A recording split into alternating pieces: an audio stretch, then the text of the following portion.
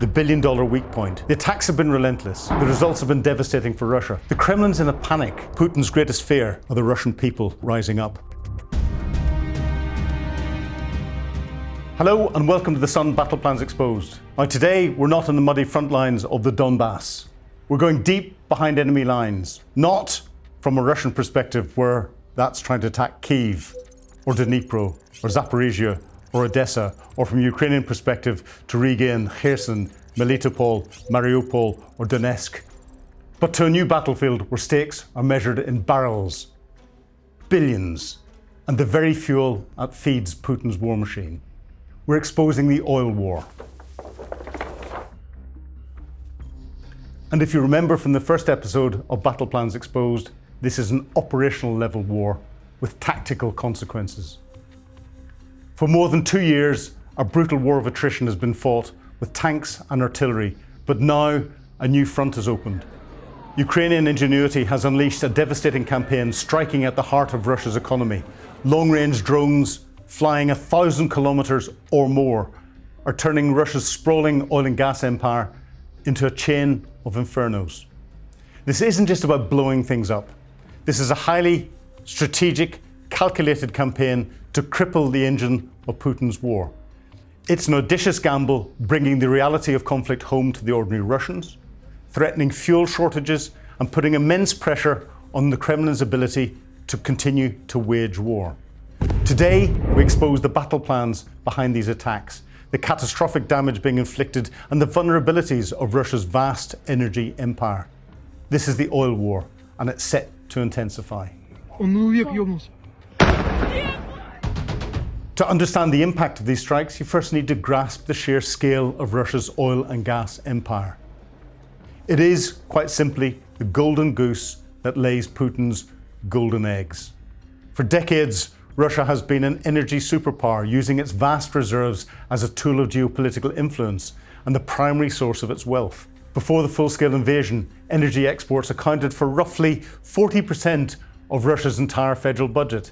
Even after Western sanctions forced a pivot to markets like China and India, oil and gas still provide around 30% of Russia's income. Let's put that into some perspective. The revenue from oil sales is what pays for the war in Ukraine. It pays for the Kalibr cruise missiles that strike Ukrainian cities. It pays for the T-90 tanks that roll across the Donbass. It pays for the salaries of the soldiers pulling the triggers, and the benefits going to the families of the soldiers who are killed on the front lines of Ukraine. The Kremlin's war machine runs on a river of oil money. But it's not just about crude oil. The real value lies in refining. Russia has dozens of massive refineries that turn crude into high-value products, diesel for its tanks and its trucks, jet fuel for its fighters, and gasoline or petrol for its domestic population. These refined products fetch higher prices in the global market and are essential for both its military and for keeping its civilian life moving. This sprawling network of pipelines, pumping stations, and complex refineries is Russia's greatest strength, and as Ukraine is now proving, its greatest vulnerability. Following sweeping sanctions, Russia has massively rerouted its oil exports eastwards. China and India are now its primary customers, together purchasing around 80% of all Russia's seaborne crude oil, taking advantage of hugely discounted prices from the international market. Despite a near total ban on seaborne imports, the EU still receives a reduced but significant volume of Russian crude oil via the Druzhba pipeline, primarily supplying landlocked member states like Hungary and Slovakia. So why are these attacked? This isn't random sabotage. This is a textbook example of operational level of warfare. As we saw in the first episode of Battle Plans Exposed, military strategy has 3 basic levels. At the tactical level, you have the soldiers fighting in the trenches. What's going on in the front lines of the Donbass? At the strategic level, you have the grand goals of the war being decided in Kyiv, the Kremlin, Washington, and capitals around the world, strategically trying to work out how they're going to play this. But in between that lies the operational level, the art of connecting the strategic to the tactical. Attacking that is about disrupting the supply chains and the finances flowing that allow the tactical fighting to happen. Ukraine's drone strikes are a masterclass in this. They've identified that Russia's operational center of gravity is its ability to continue to produce, store, export crude oil and refined fuels. The goal is threefold. Directly impact military logistics. By destroying refining capability, Ukraine aims to create shortages of the specific fuels that the Russian military needs most. No diesel, and your tanks don't move. No jet fuel, and your multi-million-dollar aircraft are grounded.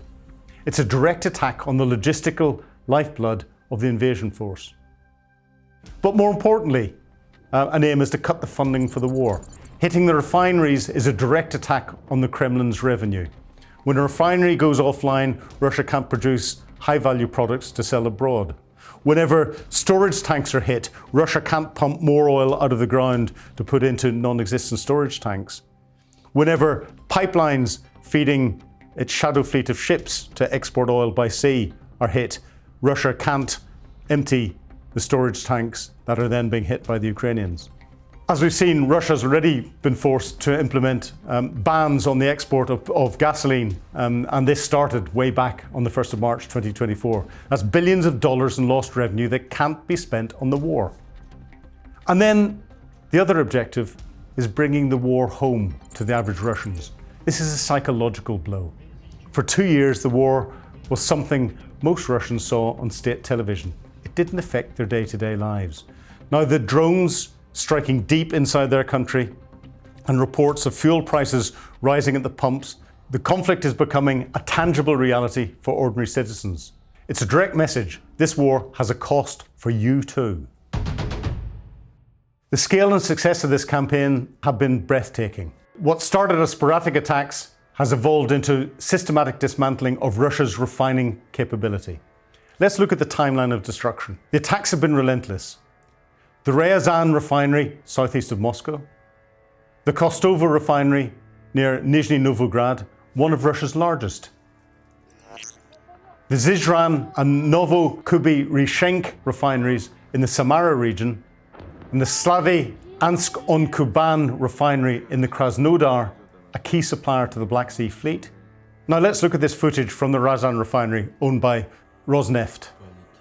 You can see multiple drone impacts followed by a catastrophic fire engulfing the primary oil refining units. Russian authorities tried to downplay it, but the video doesn't lie.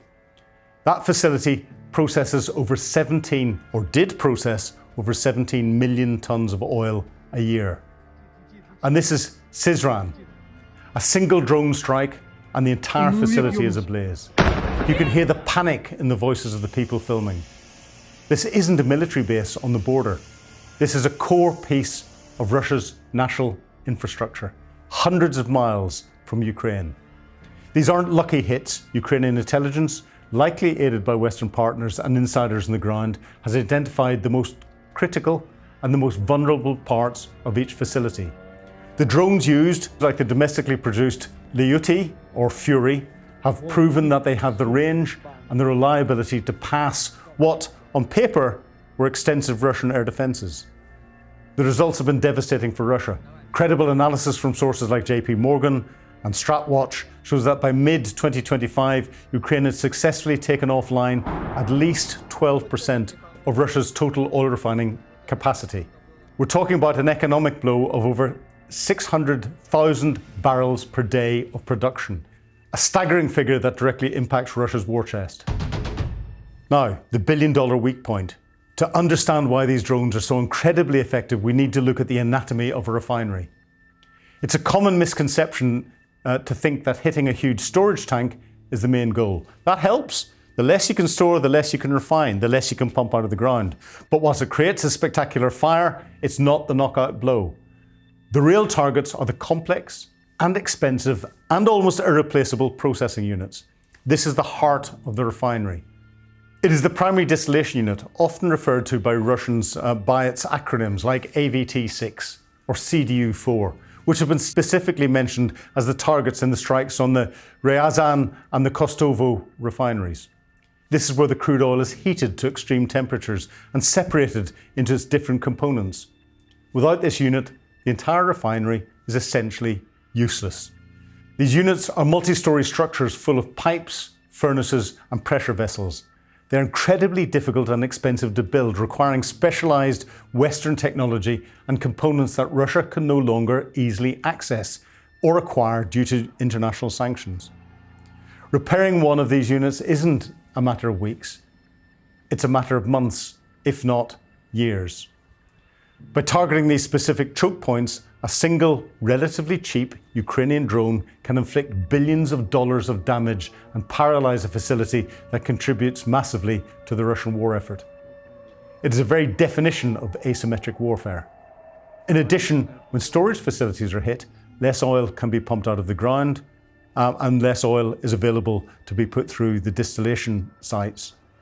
And when distribution facilities are hit, like Russia's Primorsk oil terminal close to Finland and on the Baltic Sea, and several pumping stations have been hit, causing a fire at the port, halting operations and oil shipments from the facility, the whole process is severely interrupted.